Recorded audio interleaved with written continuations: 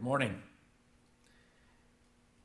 Thank you for your patience during the epidemic to meet in this way. We do miss you here at the building. I've been there the last 2 weeks, sitting in our living room. We actually have made quite a feast of the time of the quarantine and the service. We normally have a big breakfast with my in-laws, and then we sit down, watch the service, and then partake the Lord's Supper. Like our brother was saying this morning, my wife was on her way to England when, due to her doctorate program, when she got a call that her visit was canceled due to the virus. And she was at the Charlotte airport when that happened. So she decided to just not go and come and stay a few days at the time. We had no idea how long this was going to take. This was back in March. And she decided to stay with her parents. This was back in March. I was in Colombia, and then my dad, who had been going through some health issues, asked me, he lives in South Florida, he asked me if I could come up and help out for a few days. So before the epidemic would hit Colombia, I decided to leave and be there with them for what I thought would be a couple weeks, and who knows how long we were going to stay, like it says in James. If God wills, we'll go there, or we'll come here, but it's only up to God. And so now it has been several weeks that I came up then to be with my wife and my in-laws, and I'm super grateful. They're letting us stay there, and we've had a great time just living, the four of us together. We've gotten to talk about things and getting to know each other in ways that only if you both live under a quarantine. Though my father-in-law does have to go to work. He is a doctor, and he goes to work every single day. Last week, Travis spoke on the resurrection, an extremely exciting theme. If you have not done a study of the events of that day, try to put all the pieces together, chronologically, of course. Last Sunday, on Facebook Live, I spoke on the resurrection. The theme was triumph over death, the resurrection. As I went through the scriptures on my presentation, it was evident that that day for them, which we celebrated a week ago, that day for them was a glorious one, and yet a day of confusion as well for the disciples or followers of Jesus. Is it true? They kept asking themselves as the women went in the first thing in the morning, and then everybody else that got to share or got to see him or see the angels. Is it true that he is risen? Could this be possible? And if this is true, what did it mean for them? I mean, they were just in awe, but it was hard to fathom the reality that Jesus is walking around alive after they had seen him die 3 days before.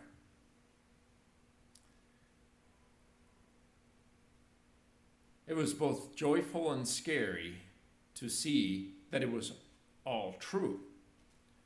First time ever someone had overcome death to never die again. And yes, they had seen some people being raised from the dead, like Lazarus. Travis spoke about this last Sunday. They had seen people raised from the dead, but never like Jesus. Jesus overcame death to never die again. Lazarus died, but Jesus didn't. He resurrected. And so we too look forward to our own resurrection at the end of times. But let's not get ahead of ourselves. The theme this morning, the faith, joy, connection. And it's out of the book of John. It's the passage we'll look at, like our brother read this morning. But I'm going to start just a few verses right before to give us the setting. And we're going to do it in a special way this morning. Since a week ago, we celebrated resurrection. Let's try to travel back in time and pretend we're there a week later after the resurrection, the first resurrection, Jesus Christ. And so we find ourselves a week later and we're telling others about what happened a week ago. That's what's happening here in John chapter 20. In verse 19. So when it was evening of that day, the first day, the day of the resurrection, the first day of the week, and when the doors were shut where the disciples were for fear of the Jews, Jesus came and stood in their midst and said to them, "Peace be with you." And when he had said this, he showed them both his hands and his side. The disciples then rejoiced when they saw the Lord. So Jesus said to them again, "Peace be with you. As the Father has sent me, I also send you." We begin to see this connection between faith and joy, of faith and rejoicement, or rejoicing together. It's nighttime. The doors were shut or locked for fear of the Jews. Our own doors are shut now because of the virus. You'll find several parallels here to what we're living right now. It has been a week since we celebrated resurrection. It had been a week for them as well in just a few minutes. Again, some people had seen him, and I'm sure they are all talking about it. They're all sharing. The ones that are there in the meeting, candlelights, dark, fear, all these things are mixed in this room. But if you had seen him, you would just keep talking about it. I saw him, it's true. Then, right there, with the doors locked, he shows up in the midst of them. Jesus came and stood in their midst. They must have been scared because he says, "Peace be with you." He shows them his hands and his side, and it says, they all rejoiced when they saw him. They probably had to calm everybody down. Imagine just the joy, everybody just talking, being so loud. It's Jesus. He's there in the middle of the room. And then he says, "As the Father has sent me, I send you." And what do you think they would talk about? What do you think they would share about as he sends them? Well, of the resurrection, of course. The fact that he overcame death, that he was alive. Imagine the excitement talking about it. "I have seen him. I have touched him. I was there. It's true. You got to be a Christian too." That's what they would talk about, I'm sure. These are hard times for everyone around the world. COVID-19. And COVID-19 is just simply coronavirus disease of 2019. Who would have thought we could be on quarantine for this long at this time? Who would have thought that we would see or experience so much pain and suffering? Thousands of people dying from a new virus. Very hard times for the world right now. We have no clue what this is going to do to the world economies, what the world is going to be like after this. But they too were living similar things. They were scared for the Jews. It was dark times. just a few days, people were screaming, "Crucify him, crucify him, crucify him." It was a dark world at the time as well. The disciples are getting to see him alive. And as dark as it is our times right now, imagine for a moment that you wake up tomorrow and all this has not been real, but a nightmare that you and I have had. Imagine COVID-19 is just a nightmare we had. We would rejoice coming tomorrow, Monday morning. Imagine waking up and you look to your wife, if you're married, or to, "Oh, I can't go to work today." What do you mean you can't go to work? Because of COVID-19. What is COVID-19? What? Must have been a nightmare you had. Imagine the excitement. You would wake up the kids. "Kids, it's time to go to school. School. What a lovely thing. School." You would just tell everyone. You would make breakfast for everyone. You would pick up things. Even before you even pick up things to take to work, like donuts and things, you would knock on the neighbor's door. You would hug them.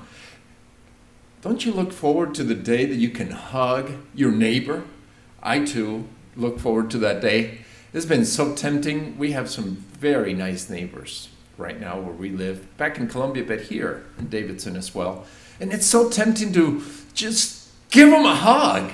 But imagine if this was all a nightmare. Wouldn't you just hug everyone? Even though it was Monday morning, and people would be like, "Why are you so happy?" It was a nightmare. Oh! That could help us understand a little bit of what they were going through. The difference is that for them, the nightmare of Jesus' death had been true. But their pain and agony just ended when they see him alive.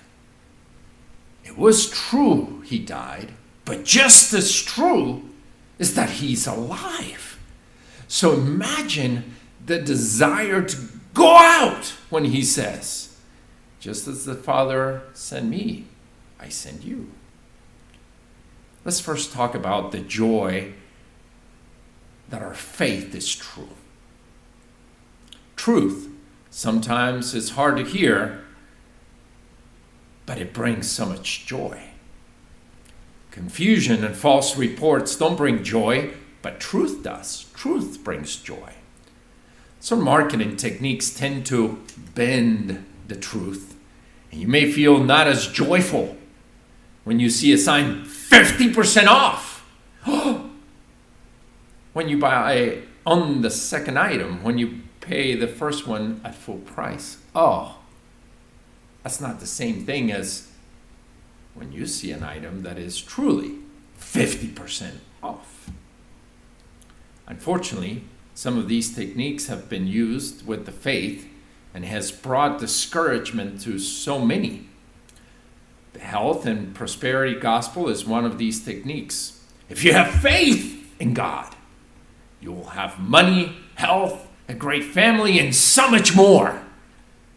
And some scriptures are twisted to make it look like it is true with no limitations. A few years ago, I was hitchhiking in Bogota. Something that I don't encourage many people to do. I love to do it just so I could meet some people and share my faith with them. But this woman picked me up.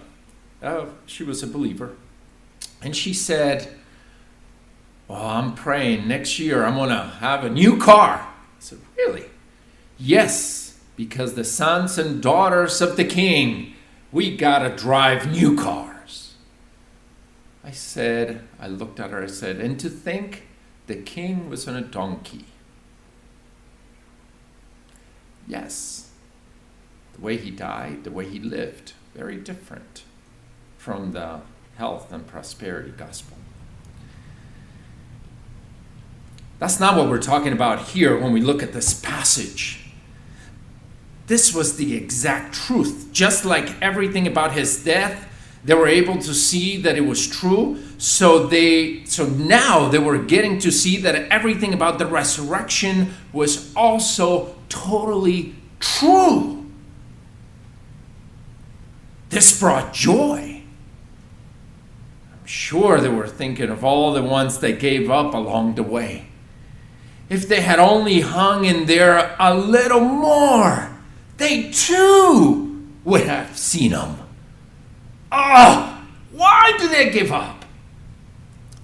Yet, not everyone in the room, or not everyone that stuck around, had faith. We continue reading there the passage in verse 24. But Thomas, one of the 12, called Didymus, was not with them when Jesus came. So the other disciples were saying to him, "We have seen the Lord!" But he said to them, oh, listen to these words.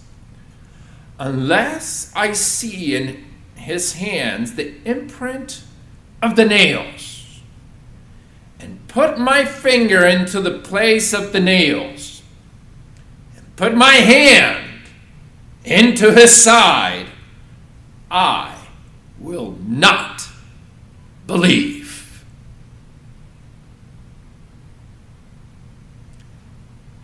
Have you ever said something that later you wished you had never even thought it, much less have said it? Like someone once said, "Make sure your words are sweet, because you never know when you have to eat them." Thomas, commonly known as Doubting Thomas. He was more than that. He was a twin. Actually, Thomas is the Hebrew word, or the Aramaic word for Didymus, which is a Greek word that means twin. But he was also a very zealous man for God, a man of faith. Remember when Jesus says that he's going to raise Lazarus from the dead, and other disciples are discouraging him to go to Judea because last time they tried to kill him there, and he's like, "No, don't." They're like, "No, Jesus, don't go there." And then he tells them he's going to raise Lazarus from the dead. Thomas says, "Then Thomas, also known as Didymus, said to the rest of the disciples, 'Let us also go, that we may die with him.'"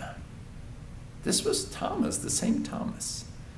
This time, however, this night, his faith is lacking. And though everyone is saying, "We have seen the Lord," they're trying to convince him, he keeps the same attitude.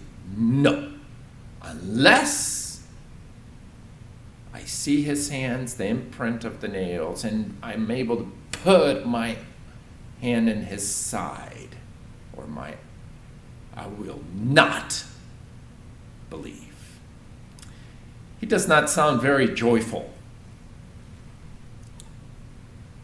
I'm sure his doubt did not spoil the joy of the ones who were convinced they had seen him. I'm sure they were not saying, "Oh, but he's one of the 12. He might be right. Maybe he didn't resurrect." No, they're just thinking, "Oh man, poor Thomas. He can't see it. He can't believe it because he didn't see it. We did see him. We know it's true, Thomas." He wasn't able to affect many with his doubts because the other ones were convinced. Their joy and their faith were together because there is joy in truth. There is joy that our faith is true. Today we celebrate. But we also celebrate with a glorious joy kind of faith.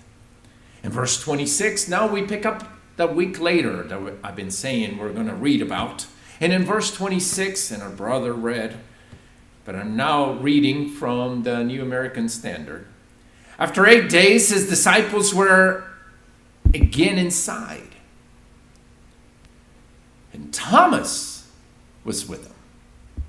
Jesus came, the doors had been shut, and stood in their midst and said, "Peace be with you." Then he said to Thomas, "Reach here with your finger and see my hands. And reach here your hand and put it into my side. And do not be unbelieving, but believing." The NIV has it, stop doubting and believe. Thomas answered and said to him, "My Lord and my God." And Jesus said to him, "Because you have seen me, have you believed?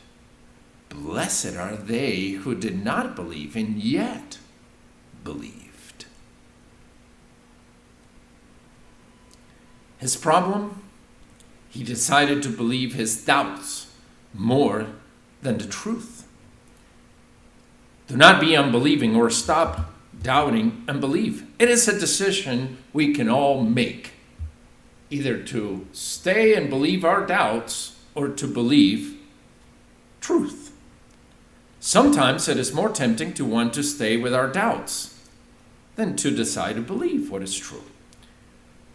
Doubts are not certain. Doubt is not truth. I was a high school math and science teacher for 9 years, and to help the students relax sometimes when they would be taking tests, right in the middle of the test, I would say, "Oh, I have an announcement to make. If you have any questions, please answer them."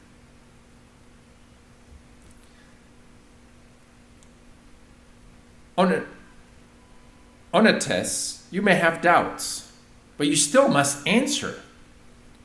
Now, you could be wrong about your answers, but you still have to give your best answer. It is the same with the faith. You may have many questions and doubts. Many of us have been there, and many of us are still there. And like I will also tell my students, when they would say, "Mr. Uribe, I have a question." I said, "Blessed are you that only have one question. I have many questions, and I'm still searching for the answers." But in my faith, in the walk of faith of many of us, we have had to find the answers. We have had to sit down and study the scriptures and go back and read and study. But like a friend taught me a few years ago about this, I had a few questions about the Bible that I didn't understand. I tend to be very scientific and very logical as I read the scriptures. I'm a science kind of person. And I said, "Brother, I don't understand a passage. I think there's something wrong here." And he looked at me, he laughed, and says, "Flavio, I'm not worried about the things that I don't understand in the Bible. I'm more concerned about the things that I do understand, because those I do have to obey." And so it made me think, that is true. There are so many things that I do understand that I need to be obeying and that I'm not obeying. So, yes, you may have some doubts, but I'm sure there are a lot of things you do understand. Those things that do understand, please do practice them. And like people tell me, "Flavio, what is the best version of the Bible, or which version of the Bible do you recommend?" I normally tell them, "Well, the one you're planning to obey. That's the version for you." And so in the same way, doubt, and many of us, and if some of you out there have doubts, don't feel bad. Many of us have had them or have them. But the beauty of our faith is that we can find answers in the Bible. He resurrected. This is true. We'll sit down with you and help you through this until you reach a conviction, just like Thomas did. And Jesus sat down with him and encouraged him. Put your finger here, put your hand here, until you believe. And as exciting, as joyful as it was for them to be there with Jesus, to see him resurrected, Jesus says And this is probably an addition to the Beatitudes. Remember at the beginning of the book of Matthew, there are Beatitudes, blessed are the poor in spirit, blessed are the ones who suffer, blessed. They're all these needs, and he puts them as blessed, or blessed are the ones that go through this. Here's an additional one. Blessed are they who did not see and yet believe. Another way of thinking about blessed is fortunate. They were fortunate to get to see him, but it is more fortunate for the ones that believe without seeing him. That's Jesus' view. We would think they were more fortunate because they got to see him resurrected. Jesus says, no, you're more fortunate if you believe without seeing him or seeing me. That is the opportunity we all have today. We too can be blessed in a way that it's even greater because we have not seen him.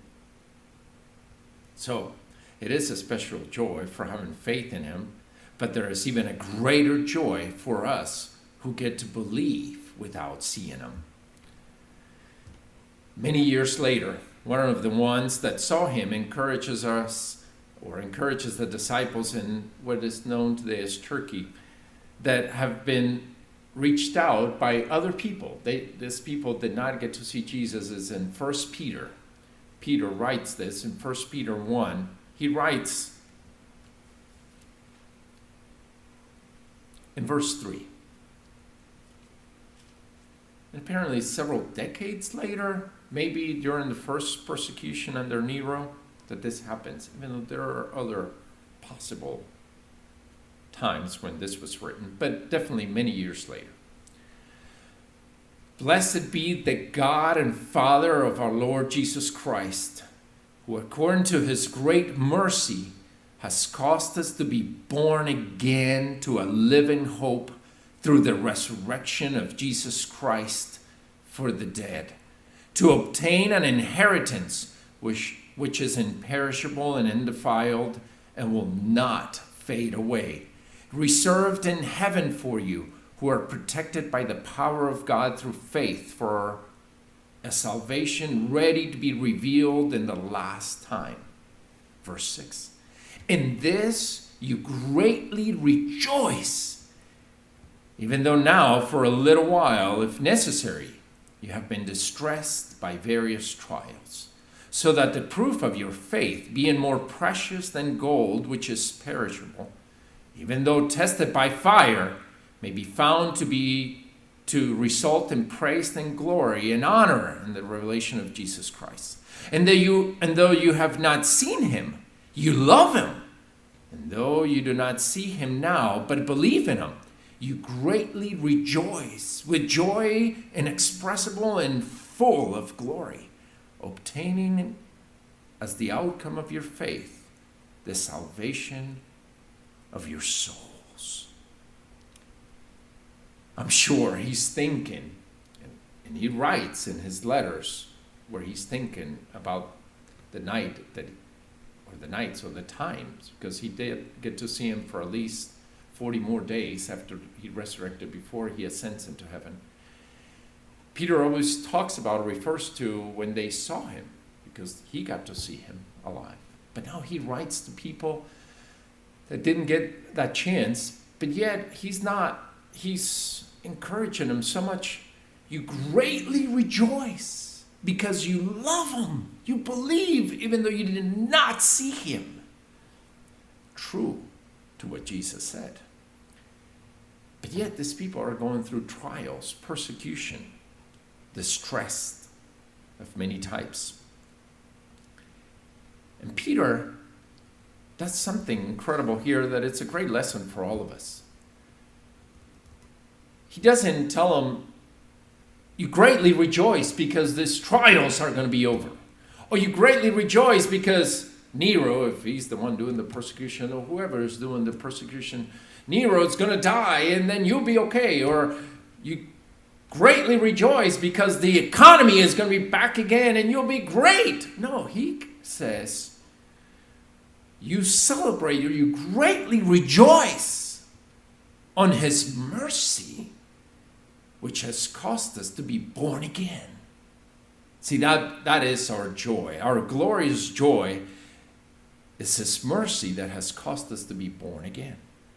We greatly rejoice to be in a living hope through the resurrection of Jesus Christ. That's what they were greatly rejoicing about.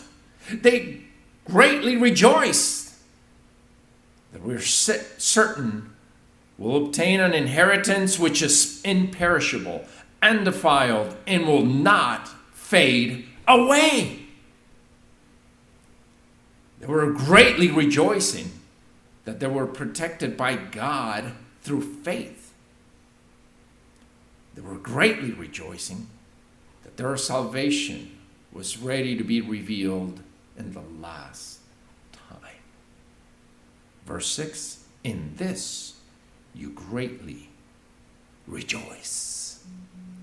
So today, as we face trials of many kinds, and as the world is going through distress because of the many trials, this is a chance for us to also greatly rejoice in our glorious joy, or the glory that comes, or the glorious joy that comes because of our faith. We too, like them, we too have the same mercy. We too have the same living hope. We too partake on the same inheritance. We too have the same protection by God. We too have a certain salvation. So we too can rejoice. And yet, it says that though for a little while you have been distressed by various trials. Now, some of us are also going through a lot of distress of many types. Even though we greatly rejoice, there is also pain and suffering. Many are concerned about what's going to happen with their jobs, what's going to happen with their income, what's going to happen with their debts, what's going to happen with their expenses, what's going to happen with their health, there are many of us who are greatly distressed, and at the same time we greatly rejoice. And this apparently is part of being a Christian. So please, let's be considerate and compassionate of the pain that others are suffering and going through, or the distress that others are suffering. But at the same time, let us make sure we greatly rejoice, not that the economy is going to be up and going again, even though we all benefit from it and we all hope the economy goes well, or not that this virus is going to be overcome, though we hope that happens. But we greatly rejoice with a glorious type joy on the faith that we have, because we too are blessed. Blessed are those who have not seen yet believe. Living in Colombia and in Latin America, I have seen a lot of pain and suffering, a lot of insecurity, a lot of violence. Several of my friends have seen their family members killed, kidnapped. Several of them have been affected, have taken part in the drug business and all that brings. And many of us have grown up in dysfunctional homes and all that it does for you. And yet, even a lot of us have grown up with something that has hit many cities in Latin America, and that is child abuse, sexual abuse. It happened to me. I went through that, and I grew up with that. And the pain that causes, the trials, the doubts. I can relate to Thomas because I grew up with a lot of doubts. That's one of the things that happens when you've been sexually abused. You grow up with a lot of doubts, a lot of insecurities, a lot of pain. But yet I came to the faith, and yes, the faith has made me a lot more secure, but I still have my own struggles and my own doubts. And I've seen many. I remember it took me 10 years to believe my wife loved me, not because she couldn't love, or I didn't see that she loved, but because I thought, how could she love someone like me? There's no way she can love someone like me. That's the kind of pain or doubts I've had to overcome. So in my walk with God as well, I've had many doubts like Thomas. But God has been very merciful and patient with me and has put people in my life that have loved me and have been walking with me along the way to help me believe.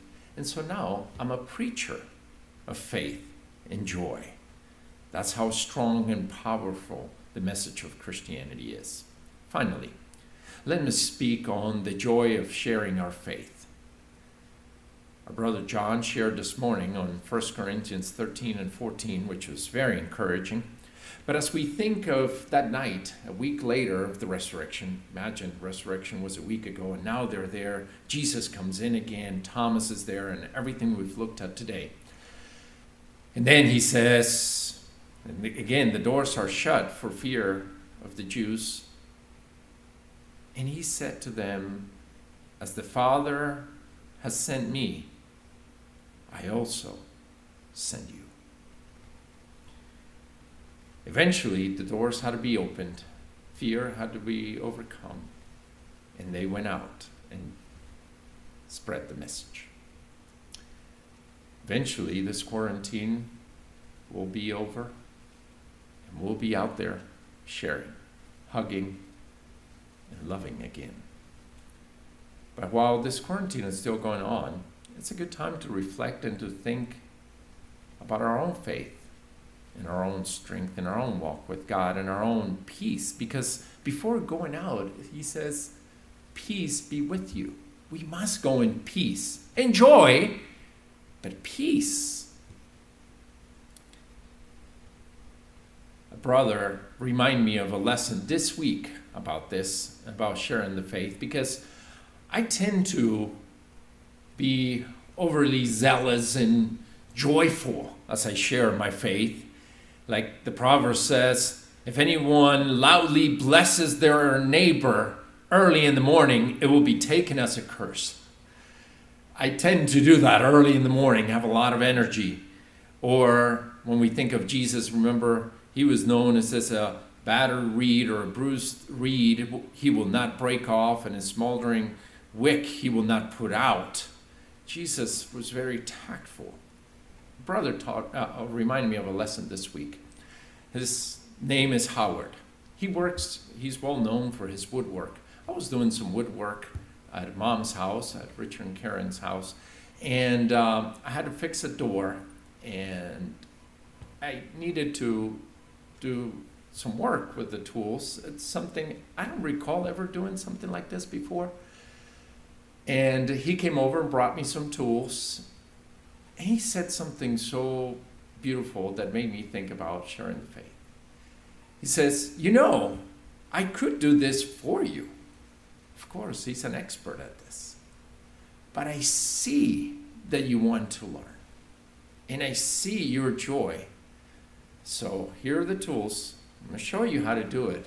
And if you have any questions, do call me. Of course, I called him a couple more times at least, I'm sure. But boy, that's what sharing the faith is all about.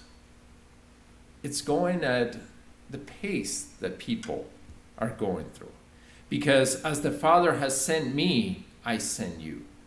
When we think of Jesus, how he did it, how he first spent 30 years with us, he was so patient. Before even speaking, he was so tactful, so respectful of all of us. So in the same way, we could do a lot of things for other people, but we have to go at their pace. We have to answer the questions that they have and not tell them everything we know about God, but okay, if that's what you have right now, that's enough to walk with them, to As my wife and I continue to do this work for over 30 years now, we've been missionaries. We're constantly learning to know people in different times. What we did and how we shared our faith 30 years ago, it's not the same today. People have changed. People have changed in the way they communicate. People have changed in the way they relate. So we can't use the methods from 30 years ago. We've had to constantly learn how to connect with people at different times, at different places, at different cultures. Like our brother Paul says, becoming all things to all men. But yet, the same love.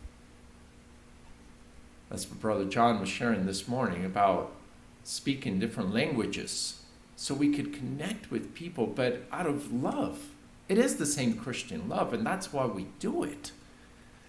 And so when I look at this, and when they went out, yes, they were full of joy, I'm sure, but they also had to be patient with people and tactful and knowing how to connect and how to be loving and how not to run over people's little faith, but to build it up just like Jesus built up their faith, including Thomas here. Just like he did with Thomas, to encourage, to spur, to show the way. We too, in our joy of sharing our faith, let us go and connect and be loving and be kind to these people. It has been a joy during this quarantine to learn how to connect with people in different ways. We do our walks with Mom and my wife every morning, and so we've gotten to know some of our neighbors. It's been very exciting, obviously with social distancing, but it's been very exciting to get to know some of our neighbors in a different way and to get to talk about how they're feeling. We have several people in the neighborhood who are elderly, so we get to check up on them and find out how they're going through all this, if they have someone taking care of them or not. We have enjoyed neighbors coming by, dropping things off. They ring the bell and then they run off. They brought flowers, food, drinks. I mean, just that's been encouraging to see. And we've been able to do similar things with other people. So that's another way of sharing our faith or sharing our joy, that we don't let the difficult times get to us, but we look for ways. See, that's what Christianity is about. That's what was happening that night. There were difficult times. That's what's happening when Peter writes this letter. There were difficult times. That is what is happening right now. We're in the midst of difficult times, and yet this is when Christianity, this is when the message rings out even better. This is when our joy, our faith, our love reaches deeper into the hearts around us. The faith, joy, connection. The joy that our faith is true. Let us continue celebrating that. His death was true, but his resurrection is also true. Over 500 people got to see him alive and proved that it is true. We can trust that those people were telling the truth. It's a glorious joy kind of faith, the one we get to live. Blessed are those who have not seen yet they believe. That's the chance we get, each one of us, to believe without seeing. If you have doubts, and it's okay if you have doubts, if you have doubts, find someone to help you out and resolve them. In the joy of sharing our faith, let us go out and continue sharing this joy, being tactful, being loving, like our brother Howard was reminding me this morning. I see you want to learn. I'll give you the tools, and here, you could do this. And he was always encouraging me, you could do this. He came and checked up on my work. I could tell. He was supervising my work, and he said, good job on this. Oh yeah, this looks great, which was exciting too, to have someone just with experience follow up. People need us to follow up on them, but if we give them the tools, they too will come to faith. Have a wonderful week, and please continue praying for us and for the work in South America, and I'll be praying for you and all your work here in the Lake Norman, Davidson, Charlotte area. Thank you.